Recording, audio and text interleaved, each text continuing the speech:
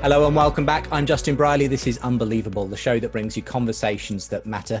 Glad you're with us here on the YouTube channel. And don't forget that you can subscribe and like, but also you can get hold of the regular newsletter from the show simply by going over to our show page at the info in the description. You'll get a free ebook as well when you do that. So it's worth your time doing that, getting hold of the ebook and the newsletter.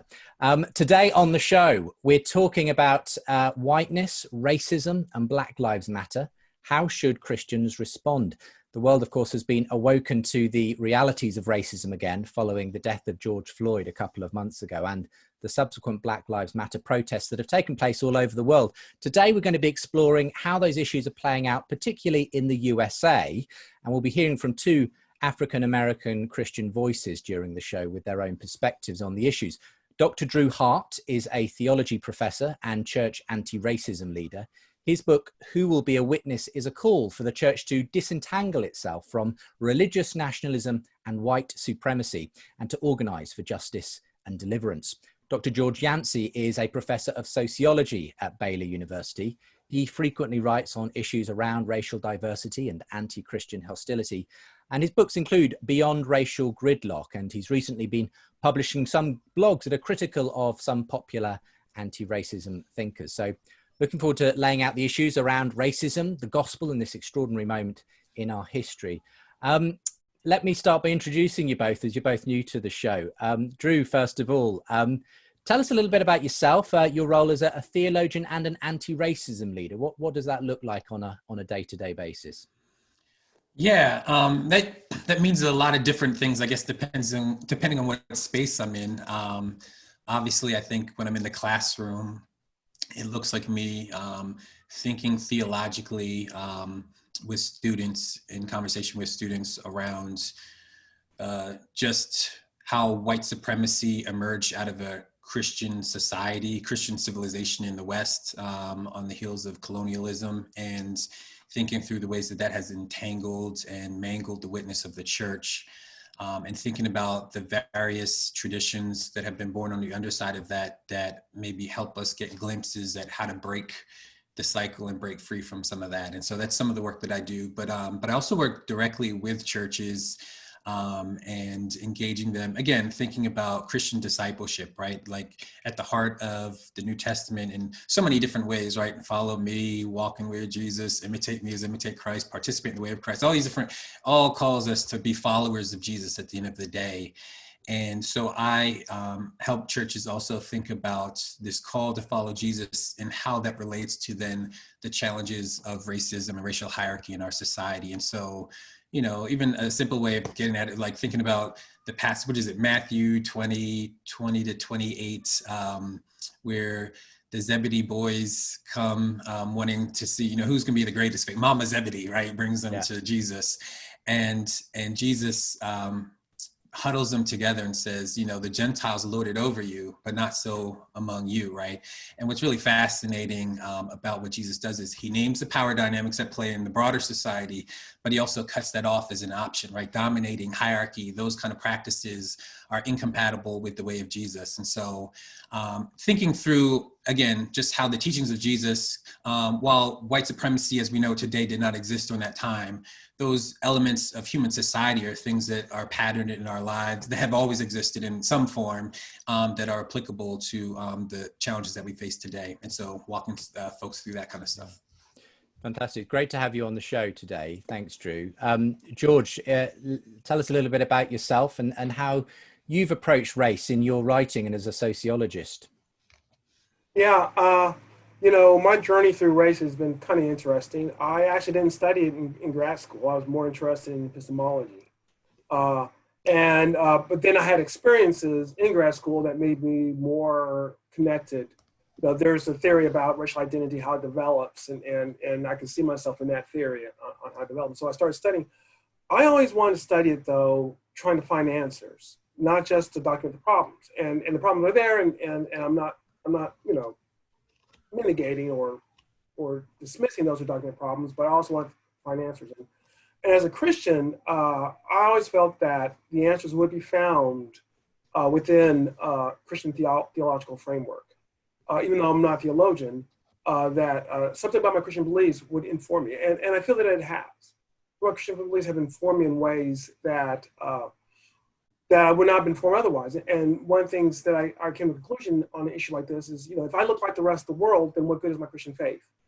There are some issues where you look like the rest of the world, like on mathematics, 2 + 2 is 4 and that sort of stuff. But there's other issues where your Christian faith should matter. And so that got me thinking early on a lot of ways about, how my Christian beliefs should impact my beliefs about race. And that's why I wrote the book like 15 years ago. And to be honest, I wrote the book and it got some sales, got a little attention, and then sort of like, okay, it was just one of a sea of books out there on race. And I went on, I started studying anti-Christian bigotry and I found a lot in the academy. I found a lot more cultural elites and things of that nature, Christianophobia. I've written a Christian book and a secular book, academic book on that, and articles and stuff like that. And then, when Floyd happened, Floyd's obviously not the first time we've had this happening, with Michael Brown and everything like that. But for some reason, it just hit me kind of weird, and I just wanted to check out for a little while. When I checked back in, for some reason, the book I wrote 15 years ago became popular. Wow. And so, it's got me, I told my friends like 10 years ago, I'm done writing about race. I've written all I want to write about race. I'm going to do some other stuff. And I didn't use the word never, because whenever I use the word never, God tells me you're going to do it again. I didn't use the word never, but God still tells me I got to do it again. So I'm in the middle of retooling, doing some research in this area and speaking about this area in ways that I really hadn't. Yeah. I've been asked to speak, but really retooling some of my talks and retooling some of my approaches and really looking. And once again, my thing is what works. As long as it's moral, if it works, and that's what we should be doing. And that's my approach. And I'll just leave with this. My belief is that good theology and good science will match up. And when they don't, usually you have bad theology or bad science. And I can give you examples of both. And so I think that, the things that I'm looking at, the fact that they're matching up when I look at the research gives me even more confident that this is the direction that I think God would have us to go. And so I'll be interested to hear you, talk more about that, the mutual responsibility kind of framework that you think is the best approach for racial reconciliation. Obviously, this is all happening in the context of the death of George Floyd. Now, why this particular case? Because as you said, George, hardly the first time a black man has died at the hands of police officers in the USA. Yet this time, it seemed to unleash the floodgates in a way that perhaps previous events have not. I don't know, Drew, why you think there's been particularly in this moment, this outpouring of grief and anger and protest, and just a sudden sort of wave of everybody talking about this and everybody really wanting to know what the best way forward is from this point. What do you think, Drew? Yeah, I mean, there's probably a lot of different factors, but I think one of them is that with the pandemic, the way it in some ways just slowed down and partly shut down society in some ways, right? So that so many people's lives were not in the normal routines that they often were. And so it went viral, I think, in a different kind of way. And maybe people were attentive in a different kind of way just because of what was happening. And again, I'm not just talking about the United States, I'm talking about globally, right? I got my good friend Jared McKenna in Australia, and they were having Black Lives Matter protests and rallies for days, right? And so I do think that the overlap of these things going viral during the pandemic certainly played a pretty significant role. But again, I would be hesitant to name that as the only. I'm sure there's so many different dynamics for why. Because I mean, you could say the same thing about like why did Michael Brown's death or Trayvon Martin's death get so much visibility? Again, these were not new things happening, and so I think there's a whole other narratives that we could get into in terms of even conversations around police mass incarceration, things like that. Were growing awareness, and that overlapped with technology and things. I think you should also, it can't be denied that the visibility of it in terms of the obviously the video that was shot and just seeing someone kneeling on a man's neck for 8 minutes until he died was visually shocking and sort of woke people up to something that perhaps you don't necessarily quite see in that very visual way otherwise. I mean, you said, George, that you actually kind of checked out for a bit. Were you just tired? Were you kind of aware just that there would be another kind of wave of? Yeah, I was tired because this is a cycle that we've seen again and again, and we've seen video before too. By the way, Right. Castle, for example. So we've seen so. I mean, as a sociologist, I'll tell you, there's usually multiple factors. So it's hard to say this is the one factor. And so this is just my training as a sociologist. I would say something like that. But I've just seen this cycle. We'll have an incident. We'll have the protests, we'll have the backlash, and then we'll go back to normalcy. And honestly, I'm just tired of it. I mean, let's do something or let's just accept it. And I don't want to accept it. So, and maybe I just needed to check out for a little bit because I had to figure out what was going on. And honestly, when I checked out, I wasn't thinking that all right, I'm going to come and try to do something on race because, like I said, I had this book out there and it was a nice little book. I'm going to say it was no sales, but it was. And then when I came back and checked back in, I was like, wow, what happened here? And so, so I have decided that I'm supposed to play more of a role in this than I really wanted to. But yeah, I mean, and I fully expect, I mean, we're already seeing the backlash. I don't know if you've seen some articles on, how Floyd actually kind of deserved to die because he was high or something. I mean, we're already starting to see the backlash. Sure. Yeah. We're going back to normalcy. And, and so, is there a way we can break that pattern? Well, you see then there's this cycle and you don't necessarily see this particular iteration as being any different to previous cycles. And you even see there being a danger of it may be more intense. I think the violence, and by the way, I'm not saying that there's no African Americans committing violence out there, but most of that violence is not African American protesters. All right. I have family members who've gone to protest and they tell me, look, first line of violence, I'm gone. Because I want nothing to do with that. And the vast majority of the protesters, I'm not going to deny the violence. The pictures are there. I'm not going to play this game of, oh no, it's a bunch of white supremacists. That's not all white supremacists. Let's be real. But it's not mostly blacks. It's mostly, talk about the ultimate white privilege. It's mostly woke whites who are doing stuff. So the violence may make it more intense. But do I think that this is going to break the cycle somehow? I don't see how unless we do something different. And right now, I don't see that difference happening. What do you think of that analysis and indeed the violence that sometimes does accompany some of the protests that have happened, Drew? Yeah, I mean, I do see some different things happening, certainly. I mean, I'll talk on the local level. There are policy changes happening and conversations happening that were not even on the table for possibilities year or 2 years ago. So I both agree in the sense that I don't think, I'm not sure we're really quite there to get at the root of issues yet. I don't know if our society's there, but I do think that it has shaken certainly my own community. I know many people all around the country to have deeper conversations than on a societal level than have been possible before. And that has included really looking at police accountability laws, from everything from, as if you're paying attention to the news, anything from, defund the police and abolish the police to different reform tactics. And obviously that's not going to solve all the issues that people are dealing with. But the fact that we can even actually have this conversation, which when the first Black Lives Matter wave happened in 2014 and following, people were not willing to have these conversations. So I do think there's a difference, at least certainly as someone who's been on the ground doing stuff with organizers and stuff like that. I do see a difference in terms of the responsiveness in my own community. Obviously, a lot of this activity has happened under that Black Lives Matter banner. In fact, I noticed you've got a poster behind you that says not just Black Lives Matter, but Black Lives, Hopes, Fears, Futures, Dreams, Thoughts Matter.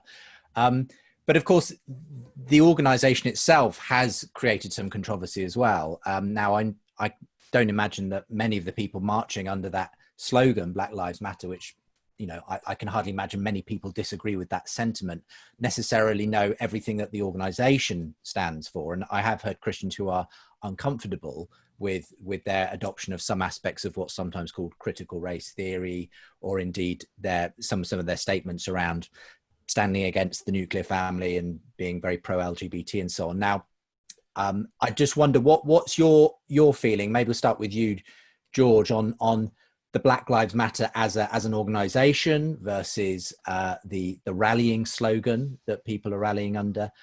What are your thoughts on Black Lives Matter? Well, I hope Black Lives Matter because I'm Black. My kids are Black.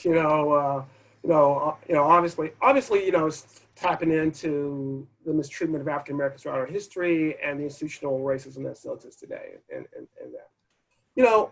My critique of them as an organization, I understand where some Christians are coming from. We can critique the socialist nature because, there are problems with socialism. It's not this panacea.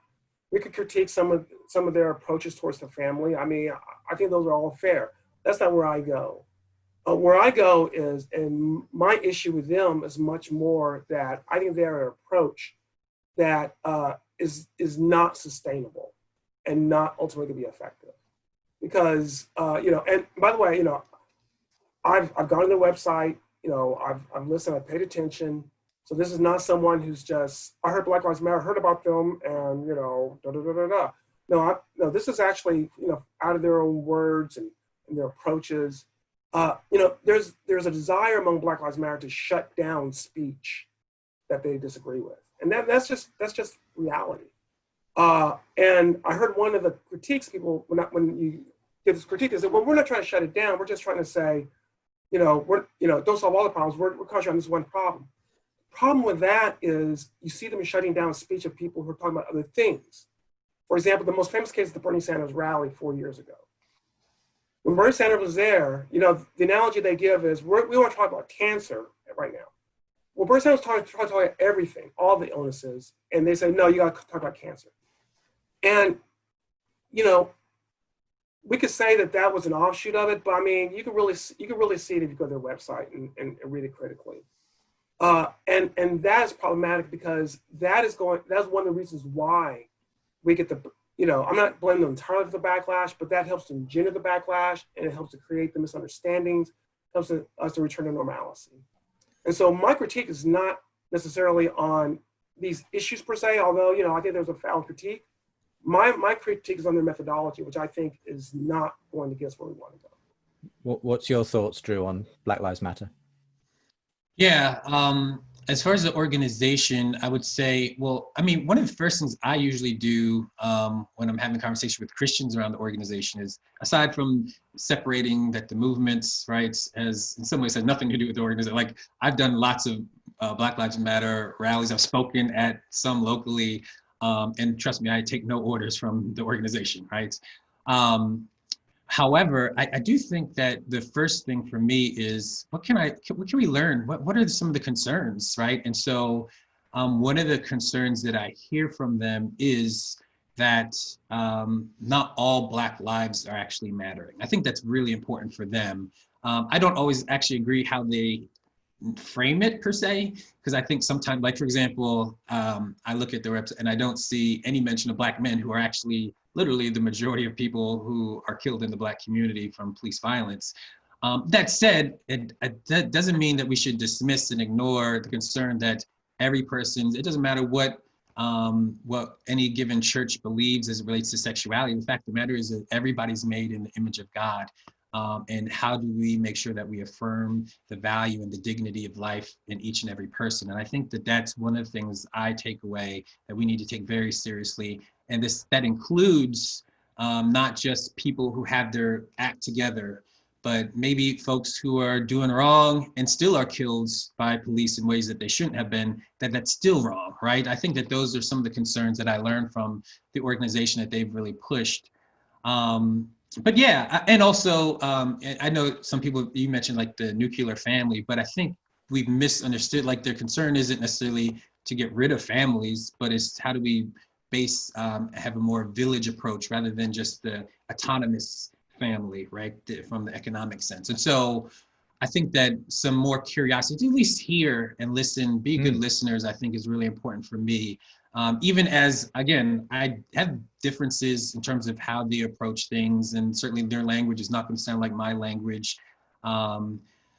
And I think there's been way too much of a conflation among conservatives with framing the organization as it relates to the movement and the rallies. It really has, first of all, there's lots of different organizations on the ground that are participating in their own cities. And I think that the organization has very little influence in actual cities in terms of what's happening. And so we do have to be aware of that difference. There are some groups and organizations that are officially tied with them. And for them, then I guess you can make the particular critiques. I mean, one of the critiques I've heard is people who are concerned about a particular ideology that they believe groups like Black Lives Matter represent, which is so-called critical race theory. Now, what do you understand by that phrase, Drew? Perhaps you could explain it, first of all, for those who aren't familiar with the phrase, and what you think that is, and perhaps George can respond as well. Yeah. So critical race theory, I mean, it's just a discipline, right? So you could think about an academic conversation around race and theorizing how it works, right? And so there's a broad range of educators, scholars, and thinkers that are theorizing around the role that race has played in our society and the ways that it manifests racism systemically in our society. And so you can, and one of the dangers I think is, as people sometimes make these critiques, is they make it sound like there's just this one singular critical race theory, when critical race theory is actually a plethora of theories, right? And so it's a conversation. And so you could have, Omni Winant on racial formation and Edward Benio Silva on racism without racists. And, we could go on and on. There's a whole range of things, and not everyone's actually agreeing with one another in everything that they're saying. There's some overall agreements, but there's some ways and angles that people get into particulars that are trying to help us see and understand what's happening around us. And so I'd say, at best, it's a descriptive work that helps us see how race manifests, how it shapes our own sense of identity, how it shapes our practices, how it gets infleshed into institutions, policies, practices, and overall, how it organizes life, society. So we can talk about the racialization of our society on the other side of colonialism, and that's the world that we live in, and that we take it for granted, such a degree that some people still today think of it as a biological truth, when in fact it is a construct that we've created as human beings. What's your thoughts on critical race theory, George? I agree a lot with Drew in that, if I give you a definition of critical race theory, someone's going to say, you're wrong, because this is critical race theory and this is off, because there are different approaches. I mean, do I talk about the Frankfurter School, the development of critical theory and how that emerged, or do I talk about more modern forms of critical race theory? I would say it's like defining what Christianity is. I think there are some core beliefs of Christianity and some core overlapping beliefs, but the way it manifests itself is so different. And I can no more say that the Christianity of the Pope is not Christianity. Now, I'm playing that as a scholar. I can have whatever beliefs I want to as a own personal Christian. The Pope is no more Christianity than of the Southern Baptist Church or the or whatever. There's just different ways in which Christians look at things, and you can't say, well, Christians believe in this, and there are some common things, but once you get beyond that, then it's really hard to say Christians believe all this. And so I think you have to be careful with critical race theory for the same reason. I do think there are some common beliefs I'll just use Christianity as an example once again. I would think that a common core belief of Christianity is that Christ was real. I can find people who say they're Christians who doubt that Christ existed. Now, does that mean that that's not a common core belief? No, but it means that you can find exceptions. And so, I think that there are certain elements of critical race theory that most critical race theorists do believe. Could you give one example for those who maybe aren't particularly familiar with it as a broad concept? I would say that one example would be the notion of institutional racism, that racism is not limited to person to person, that institutions can perpetuate racism. I would say that is, I mean, that's the foundation really of anti-racism, is that anti-racism goes beyond, are you just personally, not racist yourself, but are you willing to tear down or shape different institutions? I would say that is.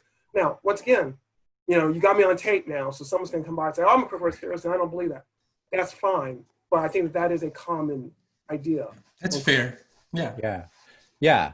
The way I've often seen the critics of critical race theory positioning it is that saying that it effectively sets everything up as in a kind of oppressor-oppressed model, and that everything is seen through that lens of race.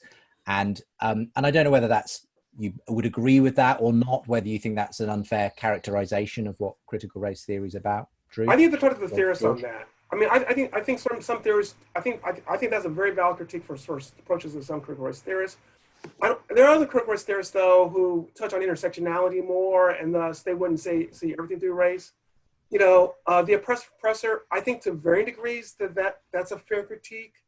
But once again, it varies from the theorist to theorist. And so it's one of those things that I think is almost a core belief in critical race theory, but I'm not quite sure I want to put it there.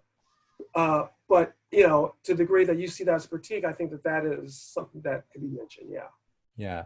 Look, let's move on, and we'll go to a quick break actually, and I want to come back and talk about firstly your personal experiences of racism, because I want to hear your stories as well on this front, but also maybe to leap into some of those other issues that have been swimming around. We've heard a lot of certain figures of speech being used: white privilege, white fragility, anti-racism. Probably should define a little bit more and talk through as well. So we'll get to some of that in the course of the rest of the program. You're listening to Unbelievable. It's me, Justin Briley, and my guests today are Dr. Drew Hart and Dr. George Yancey. We're talking about whiteness, racism, and Black Lives Matter, and how should Christians respond. What I want to invite Roger to comment on is, why couldn't the mental realm include an infinite consciousness? It's too much like us.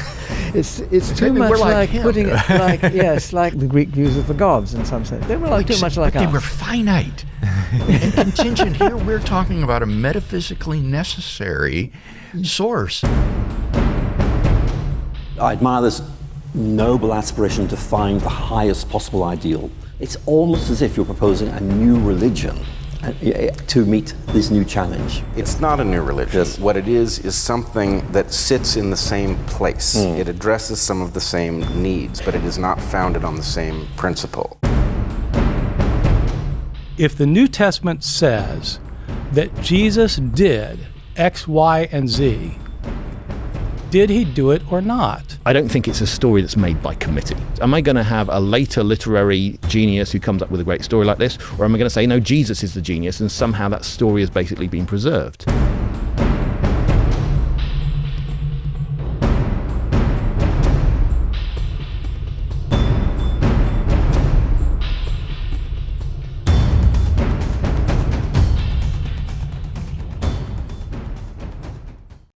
Welcome back to the show. We're talking about racism today on Unbelievable, and my guests are Dr. Drew Hart and Dr. George Yancey.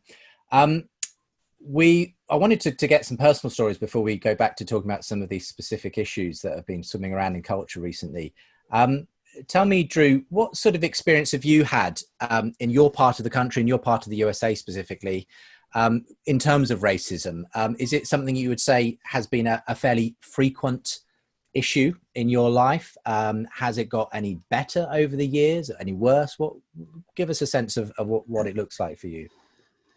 Yeah, I mean, it's such a strange way for me to even think about talking about it, because so the majority of my life I've lived in poor Black and brown communities that are underfunded, that have been historically redlined, where large percentages of the Black community don't own their own homes, which have historic roots.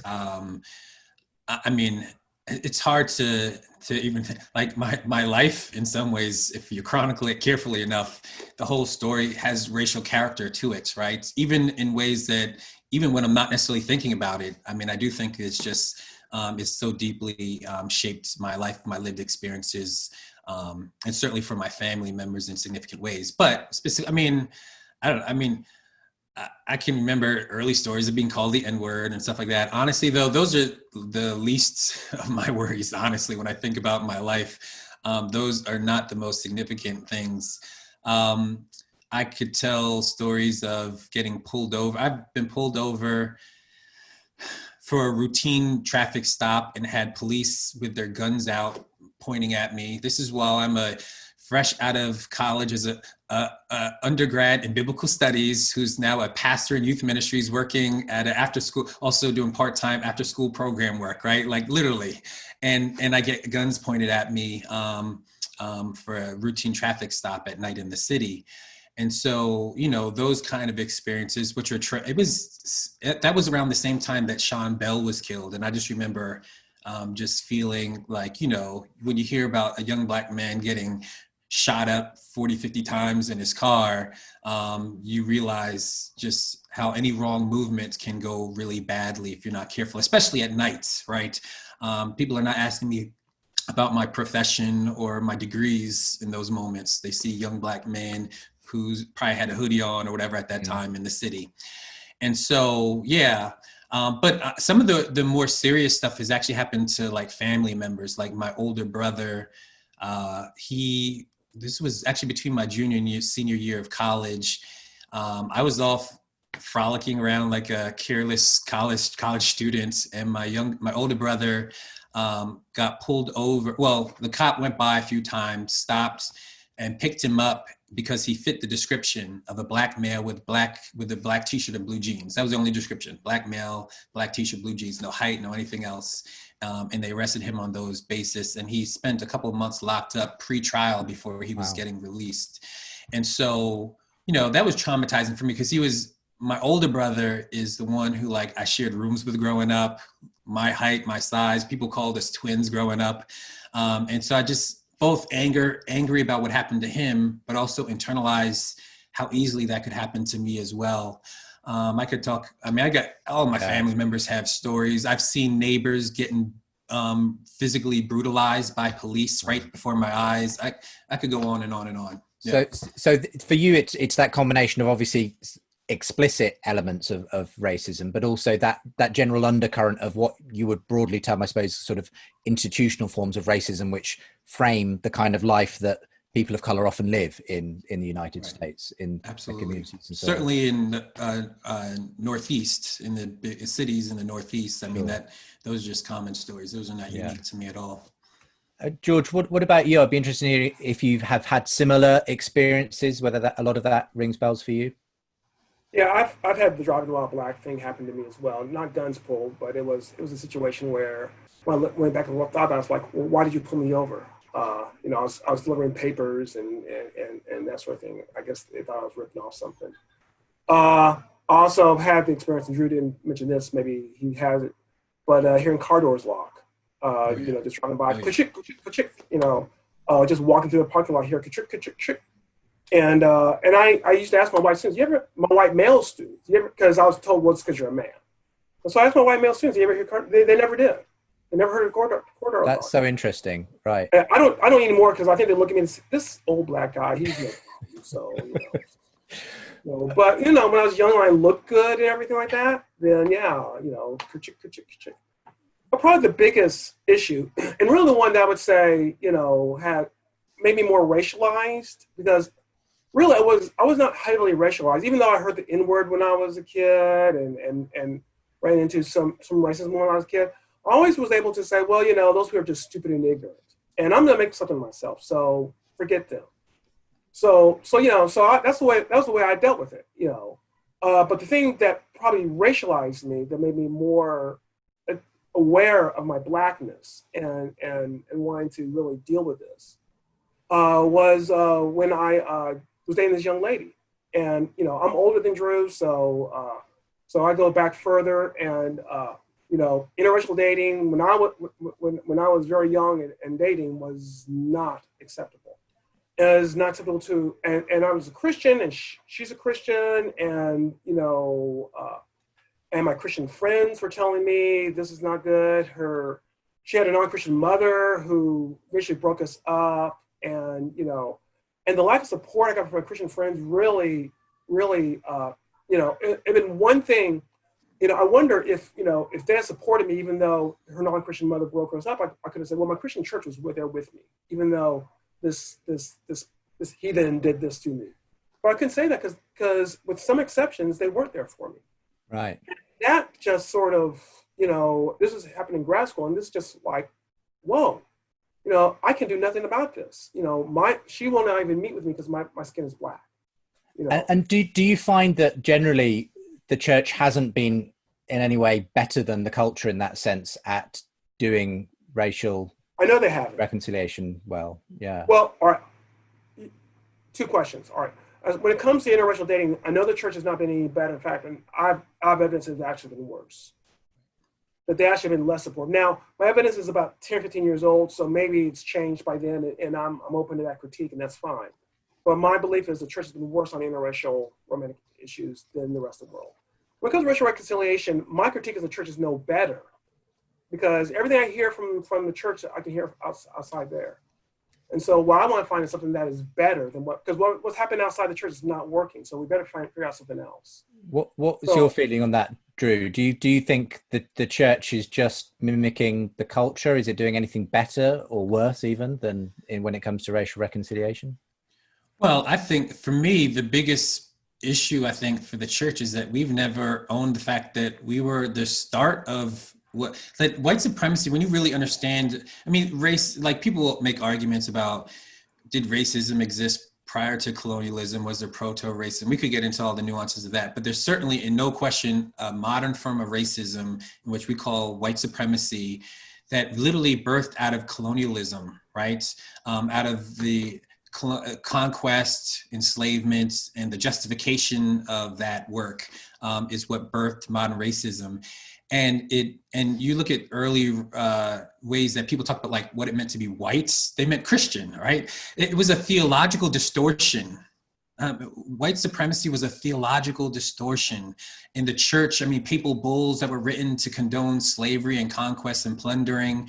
So we've never grappled with the fact that the church didn't get drug into racism. We, if anything, drugged the world into racism in terms of the modern form of it as we know it today, white supremacy, right? And so I think that there's ways in which there's no question that it's often been worse. And certainly there are changes now that are happening and it's complex. The landscape is complex, but for so many, and I forget the name of the book, but there's a new scholar that had just done some new research suggesting that the highest rate of racism, and who knows I don't know what the metrics are, but the highest rate of racism that he found was among white Christians, even more than white non-Christians, right? Right, wow. And that's pretty startling, not surprising, but startling nonetheless in terms of just the ways in which I think it's been so unexamined, and there's ways in which it's allowed to just foster unconsciously in our spaces. Yeah, I've heard of that book. I have my critiques of that because I think he conflates a lot of political stuff with it. Actually, what the research shows is that historically, if you look at what we call intrinsic religiosity as well as extrinsic religiosity, you actually find that there's either not much difference or even slightly more less racism among people who are intrinsically religious. And I'll give you an example. For example, when it came to support for Trump, what we found is in the early primaries, Christians who did not go to church supported Trump. Christians who did go to church did not support Trump in the early primaries. Now, my critique is, what happened was after he got the nomination, they, for whatever reasons, they came to him. But if you look early on, I think that was evidence that some of the things they were saying was actually bothering people who are intrinsically religious. And so it's a little bit more complicated, and that's my problem with that book. It's too simplistic. It tends to treat the nominal Christians the same way as people who are. Right. Yeah. Okay. I mean, obviously, we could spend the whole sort of show talking about the issues around church and religion, and race. But actually, next week's show, we're going to be doing some of that in a little bit more depth anyway. But I did particularly want to get to this issue of whiteness, white fragility. You've already mentioned the phrase white supremacy, Drew. You've written a blog recently actually on this, George, so perhaps you could kick us off. But one of the most popular books that has been doing the rounds in recent months is Robin DiAngelo's book, White Fragility. And also up there in the bestseller charts is How to Be an Anti-Racist. And I wonder what's your feeling about the approach of that, and perhaps you could talk to this phrase of whiteness, and because as I understand it, you're a bit bothered by this particular approach as and the general approach of some of the anti-racism diversity training that Robin DiAngelo and others represent? Yeah, I mean, on two levels, I find it problematic. I find it problematic, first theologically as a Christian because of human depravity. And I believe human depravity affects all of us. And what I find from DiAngelo and similar works like this is it recognizes human depravity among whites, but it doesn't recognize human depravity among people of color. I mean, if you took DiAngelo's advice, you could have a person of color verbally abuse whites, and the white person is supposed to say, "Thank you, sir, may I have another?" I just don't, I don't know how you can find that biblically. I mean, I don't think I'm exaggerating. I mean, there's no way a white person can respond back to a person under DiAngelo's model other than to agree. And I think human depravity just does not make that viable. So there's that. But if you're not a Christian, fine. Look at the research. I've been doing some reading. What we know is that when you do diversity training programs, in order to get more managers, you get less managers. When you have a mandatory, you get less managers. When you have job tests, you get less managers. When you have it voluntary, and when you put whites in charge of diversity task force, you get more managers of color. So the approach to me is not some sort of hierarchical or reverse hierarchical approach where, people of color pronounce and whites just take notes. And the approach is to find some sort of collaboration conversation that we can have with one another and move forward with that. And I think that's what research is showing us. How do you convince people? How do you get allies? Research shows the way you get allies is that you build rapport, you find areas of agreement, you admit when the other person is correct, and then you can build allies. You don't build allies by dictating to people. And so, I think that we have to head towards what I call mutual responsibility. I think collaborative conversations. And I think that we have the theology to back that up, and I think the science backs that up too. And so that's the direction that I've decided that I'm going to be pushing towards.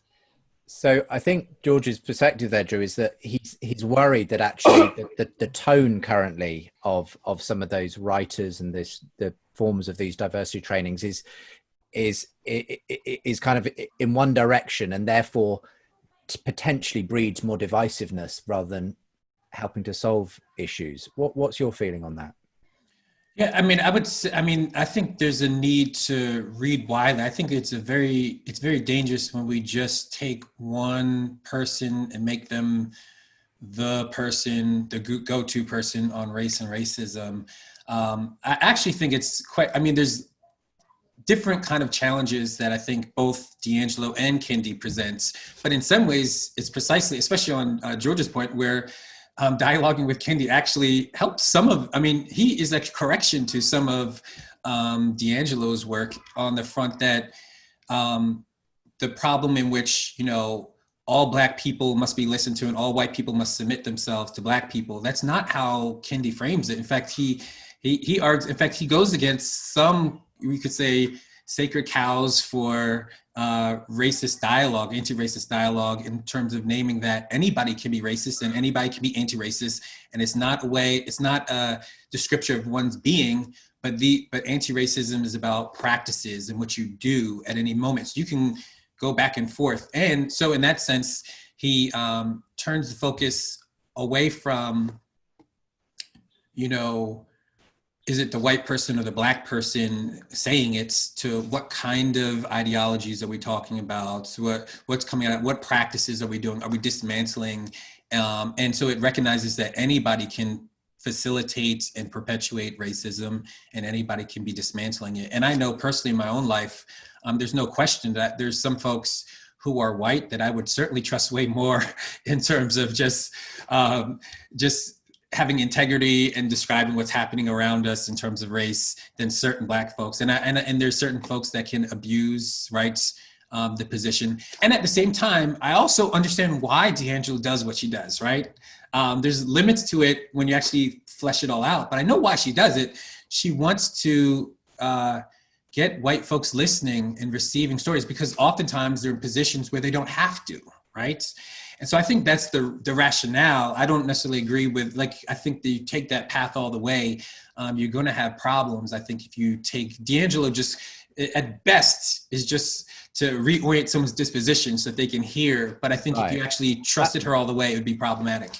I mean, it could be argued, George, that it's simply a recalibration, and white folk have had so long, if you like, in the dominant position that they can find it really difficult to have to sit back and just listen and hear other people's experiences. So it's not necessarily a bad thing, is it, when the shoe is on the other foot?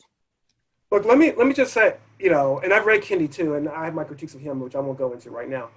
Let me just say that I fully agree that for most of our history, white folks did not listen to us. You know,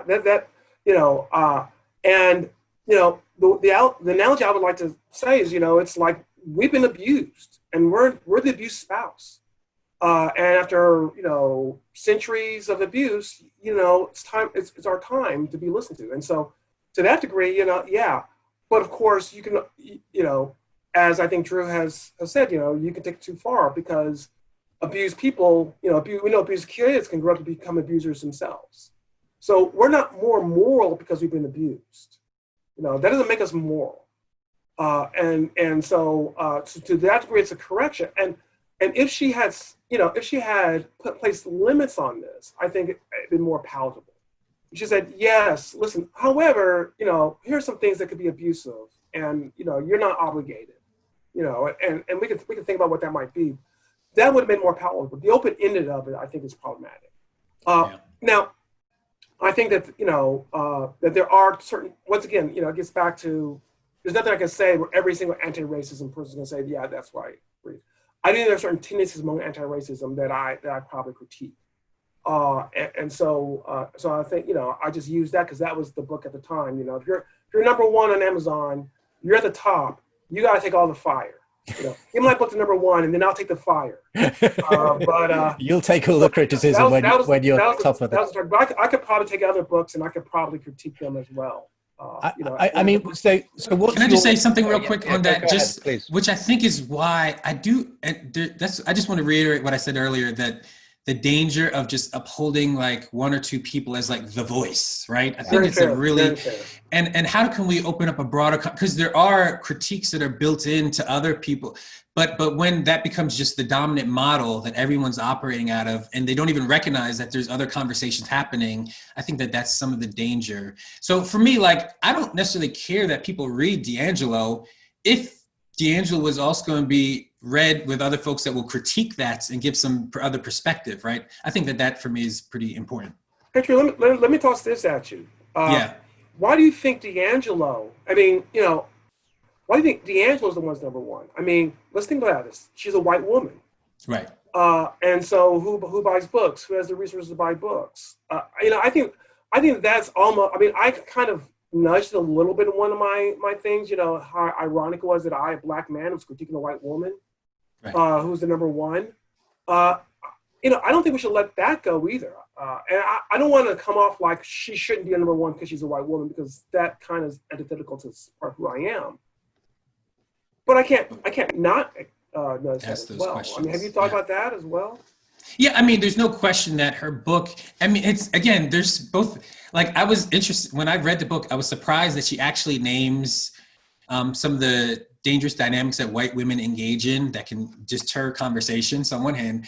But it's a conversation that white women are having, two other white women that want to be anti-racist, but it certainly erases that everything that she's saying is stuff that she's gotten from other people in general, except for literally the very idea of white fragility, which didn't need a whole book. Like, she had an essay, there was an article that came out years ago that idea was actually interesting, right? I actually have no problem with her naming the fact that people get defensive and stuff per se, but when she embeds it within her broader framework and then frames it that Black people, you know, must always be listened to and all that, I think that then it gets to be sloppy. So yeah, you got to ask, in what ways is it maybe desiring a white voice and white face, and maybe white woman's face in this particular case, as the most benign way in which people in mainstream society can engage with anti-racism conversations?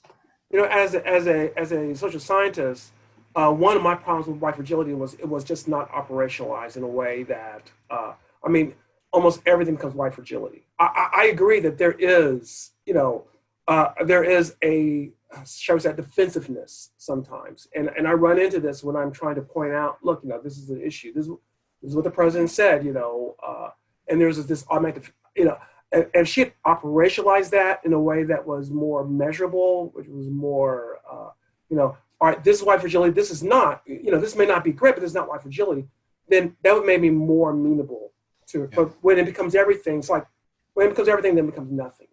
And that was an issue that I had. Sure. I mean, there's another phrase that you have used, white supremacy. Now, many people will think of the KKK and that kind of thing when that phrase gets used, or apartheid in South Africa, something like that. But you don't tend to use it necessarily to mean those very obvious forms of white supremacy, do you, Drew? What would you say encompasses white supremacy, and how do you put a phrase like that to someone who is, say, white, and not cause them to get defensive? Because if anyone gets accused of being a white supremacist, that's an awful thing, you know, that. But if you do believe that it exists and potentially we're all perpetuating it in various ways, how should we understand that phrase in a way that's not going to make us feel like I've just been accused of being part of the, you know, the KKK or something? Yeah, I mean, there's no question that throughout the 20th century, post-civil rights in particular, and then certainly even more so in the 21st century, to be labeled a racist or white supremacist is one of the scariest things a white person can experience, certainly in the United States, right? I don't know if that's a global thing or not.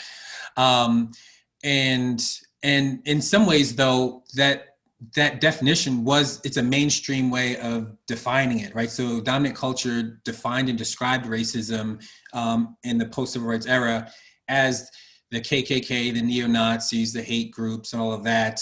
And those are the bad people, and we're the good ones. And I think that that's really dangerous when we have that kind of description, when we don't realize that. I mean, white supremacy is just described in the way that embedded in the logics of race and racism is the idea of racial hierarchy, that's just embedded. That's what we've inherited in our world.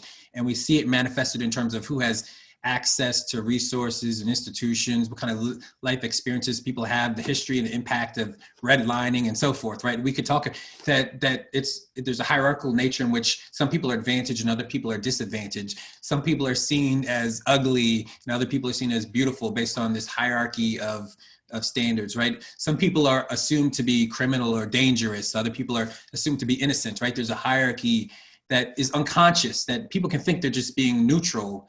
And these things can be operative anyway in our world. And so to talk about white supremacy is to reject the bad racists versus the good people, and to say that our society has been shaped by centuries of white supremacy. Our society has been impacted by this, and we're all affected.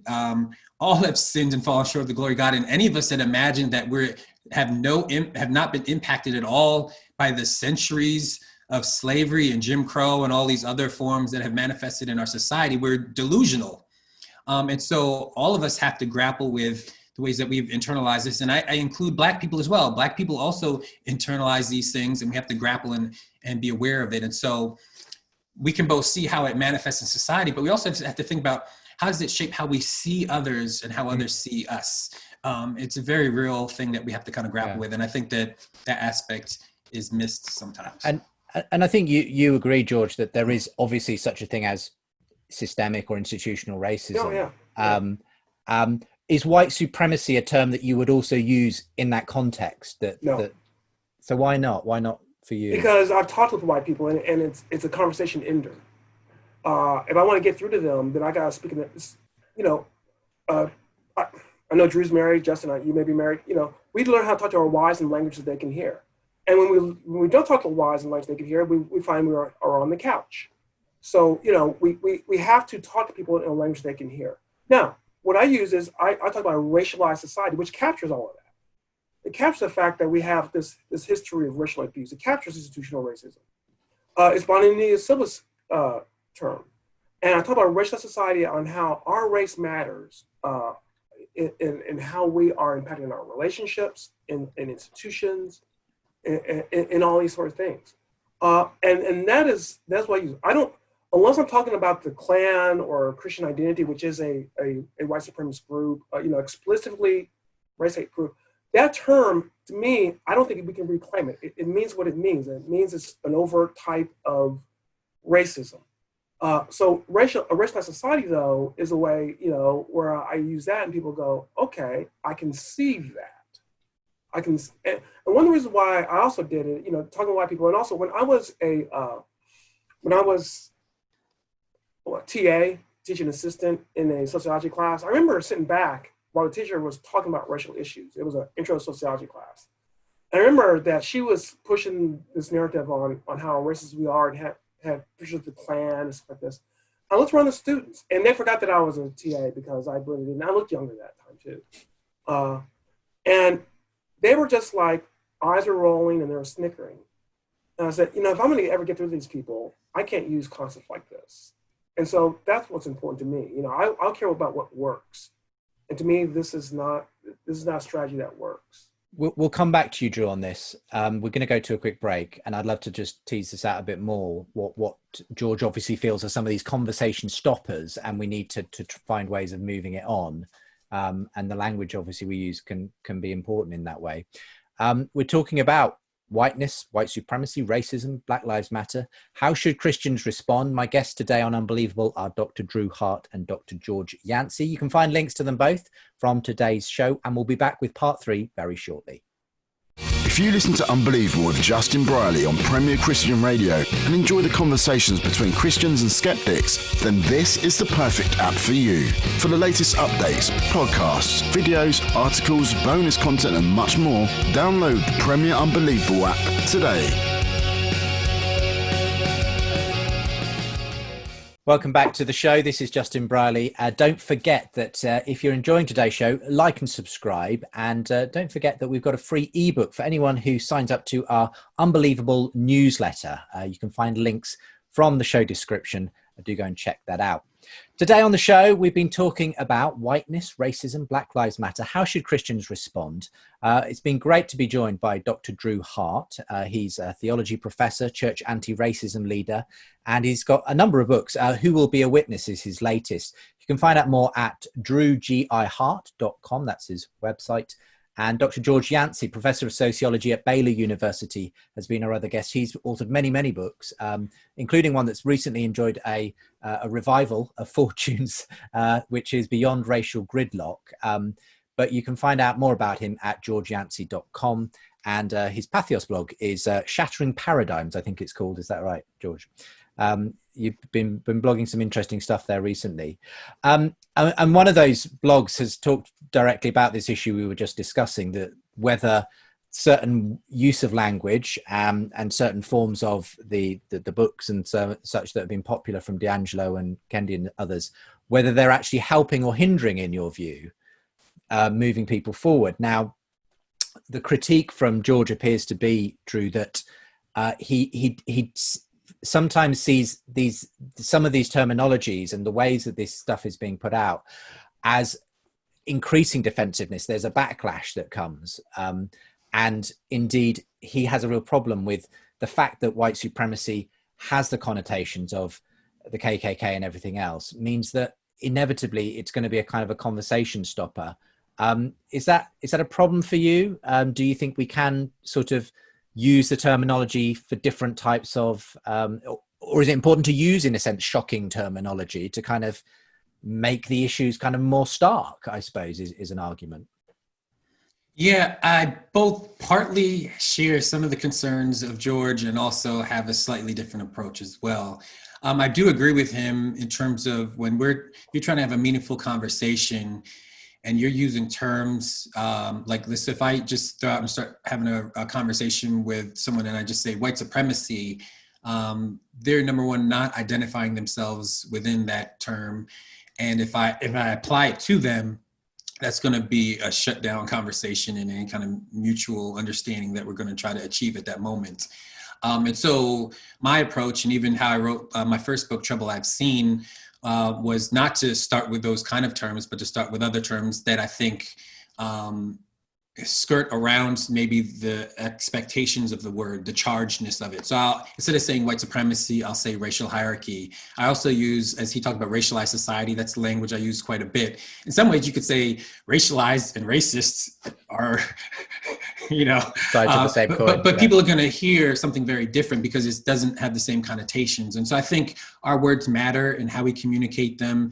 If our goal is actually persuading people, then of course we've got to take that seriously.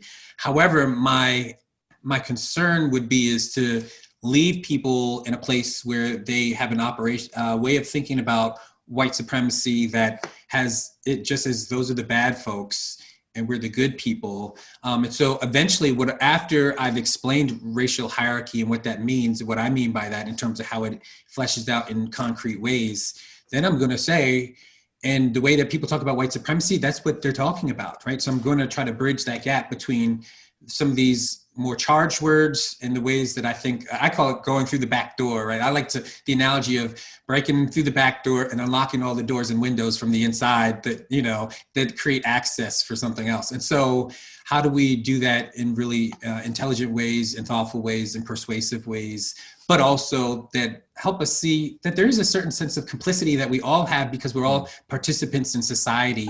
And I think for Christians, that's really important for us to see that. And presumably it's not necessarily always a bad thing for people to feel uncomfortable. No, absolutely not. Yeah. And if that's a white person feeling uncomfortable, then so be it. There's a time and a place, I suppose, for feeling uncomfortable. I suppose it's the question, George, is when does that work against, an approach towards reconciliation? When does the uncomfortableness become such that person immediately starts to get defensive and so on? And that's what I see playing out all the time on the social media. I think a lot of people just getting into big arguments, and I just feel like we're not moving anywhere here. Social media is not our place to solve this problem. Social media, insults and getting zingers is prioritized, and that is the opposite of changing minds. Look, I have no problems making people feel uncomfortable. I ain't got a problem with that if it's going to be effective. And there are ways I do make people uncomfortable. When I've talked among mostly white audiences, I point out the research that shows that their kids are probably more open to dating someone of a different faith than a different race. That's not comfortable for them. I don't have a problem with that. My problem is, does something work or not? If you can show me that this works, then I'll start talking about white supremacy all the time. But I will say that there is something else beyond that. I do think that white supremacy means a certain group or a certain issue that I guess I don't have a problem saying these are bad people. I mean, that is the meaning of it. And so, I don't think that's useful then to conflate it to everything else. You can challenge people without tying them towards something like that. And I think that I have many times challenged many whites that I've spoken with. I have a lot of whites come up to me after I speak, and this is not social media, but when I speak and they say, I need to do something about this. I need to do that. And so I'm not anti-challenging people. I'm not anti-making them uncomfortable. But I just want them to know that the ways that I do it is effective. And yeah, I do feel an accuracy that we have to have a word to describe people who are overtly racist. And so once we have that word, then I think we should, as I get into, we should use that word for that, and then use something else so that we don't get we don't conflate different words. And so I guess I have some problem with that. But if someone did a research and showed the more we talk about white supremacy, the more people are more willing to work towards ending racism, then I probably would overcome that objection. But it is another objection I do have. Yeah, I mean, you're obviously taking a pragmatic approach here, George. You've got to find the thing that works. At present, what are your feelings? Are you not very optimistic that the current sort of tenor of the conversation and the kinds of protests and so on that are happening, you don't feel these are going to result ultimately in any positive moves forward, or could it nonetheless? I'm not that pessimistic where I can't say any. Whenever you have absolute terms, then it's hard. I don't think it's going to make the degree. I mean, I'm happy to hear what Drew's, that he's finding, and I'm sure there's going to be some changes, but of course it's not going to be enough. I think that there'll be some rules put in place, but we're not getting at core issues. So yeah, I think it's limited to what we can do. I'm hopeful that we can start a movement towards collaborative conversations, and maybe this could be the kickoff towards that. I don't see it happening in a lot of places, and so maybe we can move towards that, and that will give me more optimism. I think the protests have run their. Honestly, I think the protests, because unfortunately, and I think it's unfortunate, but it's a reality. I think because of the violence we're seeing in places like Portland and Seattle, people are paying less attention to the protests, which is a shame. It's a real shame because, I think most of the protests had legitimate issues, but now this is what's it's been overtaken by those sorts of. I think it's unfortunate. I think it's a pattern that happens. Yeah. I mean, I want to explore a bit as well the model you have, and we'll come back to that in a moment. Drew, what for you? When you go to a church, when you're speaking to, say, a mixed audience, where do you pitch things? What's the best way for you to help people to listen to each other, acknowledge the issues, not shy away from, the realities of the kinds of systemic racism that do exist and that need to be put on the table? But how do you move it forward from just a kind of a guilt trip on one side or another side, feeling like they're somehow in the right in some way? How do we forge a genuine kind of fellowship, a Christian togetherness that actually takes us forward in a good way? So for me, I mean, it does really come back to just the idea of discipleship to Jesus, because I don't think that that's a neutral term.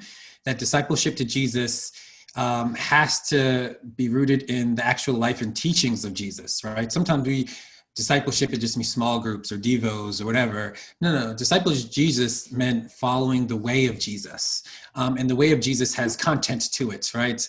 It's the Jesus who came and preached the reign of God, where the first are last and the last are first, where Samaritans, who are the hostile group in the community, are prioritized and they're given honor, right? Where vulnerable people, the poor, the least last and lost of society find belonging. And so there's something that happens in the story of Jesus that ought to be shaping our lives and the way of the church in its own sense of vocation in the world, right? And its sense of public witness in the world as well.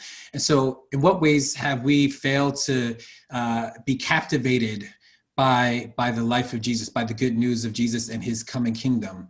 And I think that is, for me, the starting point, because the reign of God on earth and the delivering presence of God on earth is incompatible with, and I'll say it, white supremacy, right? And I do mean it in the broadest sense. That me and George have a little different on definitions, and that's fine.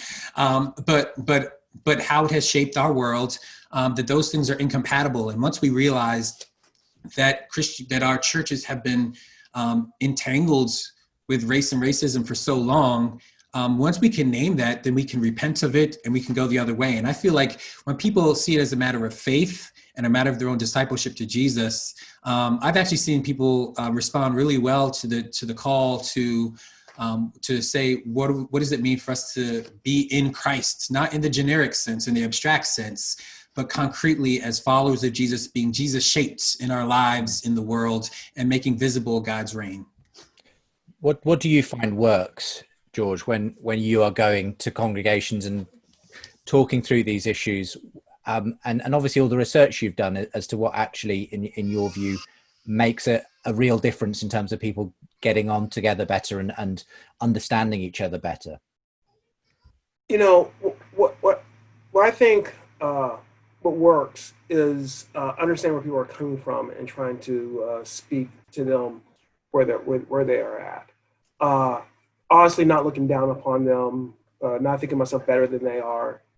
I have some information they don't have, and they have information on other things I don't have. I think having that sort of attitude is very important. Having some humility, which I find lacking, in a lot of different corners.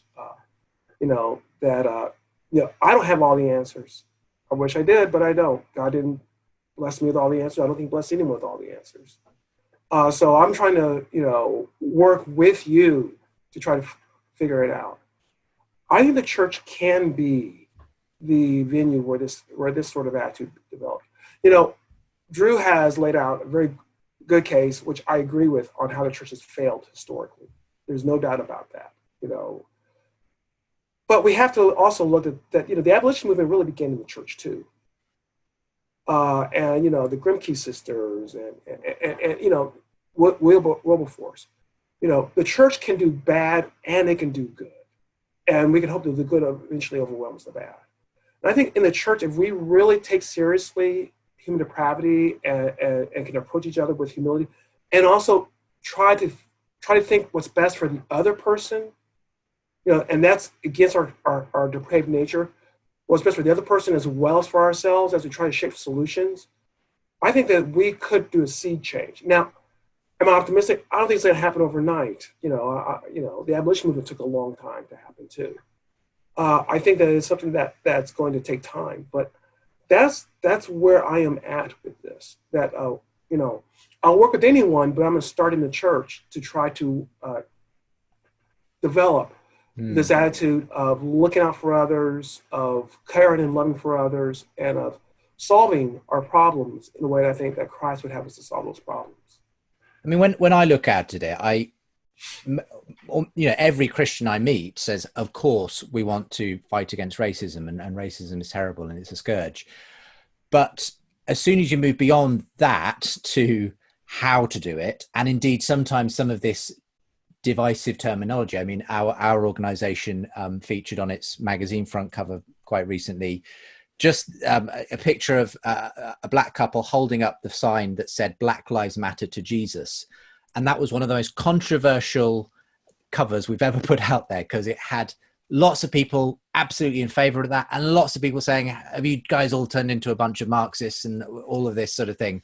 That one phrase has suddenly become this lightning rod that seems to split people. And I fear that so much of the attention is going into that side, this culture war, that we're no one's stopping to actually get on with doing some genuine listening and work and actually, and I don't know. I mean, I hope that maybe that's just the initial hill that has to be gotten over before we can move on. Otherwise, it's a bit of a depressing outlook. I don't know what you think on that, Drew. But can we move past this sort of culture war that's developed around the issue at the moment? Yeah, I mean, I guess the first thing I would say is that there's no question that that's happening. The polarization is there, corrosive partisanship, all that kind of stuff exists. But that's not all that's happening. Like, I mean, I'm spending like 3-4 days, I'm doing like Zooms with churches that are having conversations around race for the first time, right? So there's lots of congregations right now that aren't just falling into this paradigm of the culture wars and are trying to go deeper. They're reading, they're praying, they're wrestling, they're doing studies, they're all kind of stuff, and trying to figure out who are they called to be in this moment, and where do we go from here, right? And they're willing to even invest in leaders to come and speak and engage them in fresh ways. And so I do think that there is other dynamics that are undercurrents that are happening that I think are not just a part of the corrosiveness. The other thing I will say is, I mean, and maybe this is more of a pessimist, maybe this is the opposite of where George is coming in at some of this, but like some of the polarization is going to be inevitable, because there's times in which people have to take sides, right, to what's happening. And so when you think about the abolitionist movement, like people had to take sides. When it took about civil rights movement, people took sides and there were clashes because of it. In fact, Dr. King, his famous letter from Birmingham jail is him describing how he created tension, right? And brought it to the surface. And so he created, in fact, it was Project C. That was the name of it, because it was about confrontation, right? And so there are moments and times where we have to take sides. Even Jesus, as someone who I believe in shalom and peace and reconciliation, and even Jesus said, "Now I've come not just bring peace, or in another case the sword, but to, division and splitting families against each other." And not because Jesus wanted to divide people, he wanted reconciliation, right? But because he knew that the kingdom of God, people were going to have to take sides with the kingdom or against it, right? Because it's a disruptive reality in our lives if we actually cling to the way of Jesus and the good news that he's invited us to, that we shouldn't be the ones to be corrosive and polarized, right? That we should always extend the conversations, but people will always respond negatively to that kind of response anyway. And so I don't necessarily, my biggest concern isn't how are people responding if we are being faithful on our side, because the fact of the matter is there's been times Black folk have been loving and nonviolent, and people still responded negatively to them, right? So I don't think that we can only focus on how, like, if it's working or not. That'd be my only difference with maybe with George. Like, my question is, are we being faithful? Am I loving my neighbor well? Do I speak truth to power, right? Do I follow in the way of Jesus? Do I forgive? Am I participating in the healing of God, right? Do I stand with those who are most vulnerable and suffering in the world? Like, those are the things that I want to make sure that I'm faithful with. And I do believe that there is a connection between faithfulness and effectiveness in some way, but not directly in a straightforward way, right? Yeah. But I do believe in the long run, and then maybe that's a theological statement, that God's way works, right? But it might not always show up right in the moment the way that we might expect. It's been great chatting with you both. Any final thoughts from you as well, George, as we wrap up today's show? No, thanks for having me. And, I hope that if people are interested in pursuing more collaborative conversations, I'm going to take more of an active role in trying to facilitate that. I think that that's the direction that we're going to have to go. And so if you want to look me up at, GeorgeYancey.com. By the way, Yancey has an E in it. There's a George Yancey that has an E. That's not me. Okay. Very different George Yancey. INCEY. GeorgeYancey.com or on Facebook or something like that. I welcome the conversation. Yeah. Great. Well, I will make sure that there's a link to the correct website of georgeyancey.com and drewgihart.com as well, where you can find out more about both my guests. Thank you very much for this discussion today. I've really appreciated it. And all the very best to you both. And thank you for being with me today. Thank you, Justin. For more conversations between Christians and skeptics, subscribe to the Unbelievable podcast. And for more updates and bonus content, sign up to the Unbelievable newsletter.